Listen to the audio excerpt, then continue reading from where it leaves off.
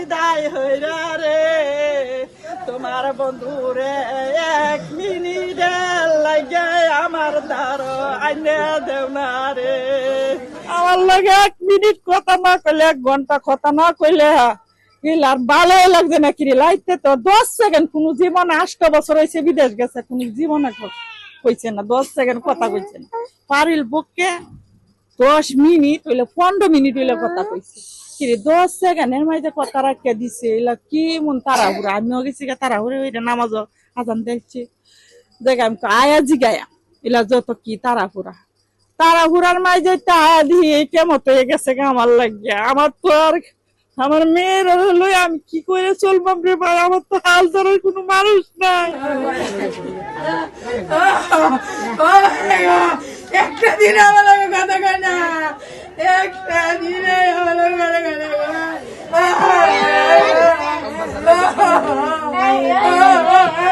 এই রমজান মাসে এমন ধরনের একটা ঘটনার জন্য আসলে আমরা প্রস্তুত ছিলাম না। তারপরেও এই ঘটনার জন্য আমরা সরকারের কাছে আবেদন করব যাতে আমরা আমাদের ভাইয়ের এই লাশটা ফেরত পাই এবং এই পরিবারের প্রতি যেন সরকার অর্থনৈতিকভাবে খেয়াল রাখে। তাদের পড়াশোনা থেকে বিয়ের আগ পর্যন্ত সরকার বা প্রবাসী কল্যাণ যে পরিষদগুলো আছে রাষ্ট্র কাঠামো যেই তাদের যে কাঠামোগুলো আছে যে অর্থনৈতিকভাবে যে সাপোর্ট দেওয়ার দরকার তারা তাতে দেয়। আর আমরা গ্রামবাসী হিসাবে ওনাদের পাশে আছি।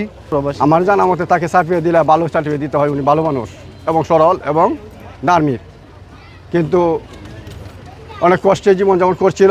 উনি কাঠমিস্ত্রির কাজ করতো, এক পর্যায়ে হয়তো তার মনে আশা থাকলো যে পরিবারটাকে একটু উন্নত করব।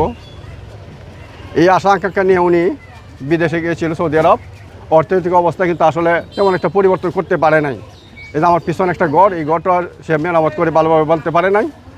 তার আশা কোনোটাই পরিবর্তন হয় নাই, পূরণ হয় নাই।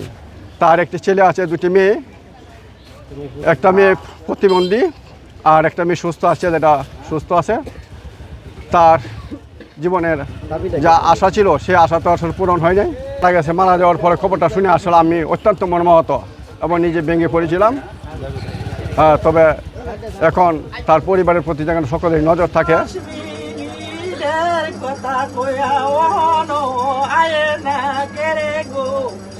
আমি দি কত পুনই দে তৈছি আল্লাহ আমি তো জানি না কোনো কবই তো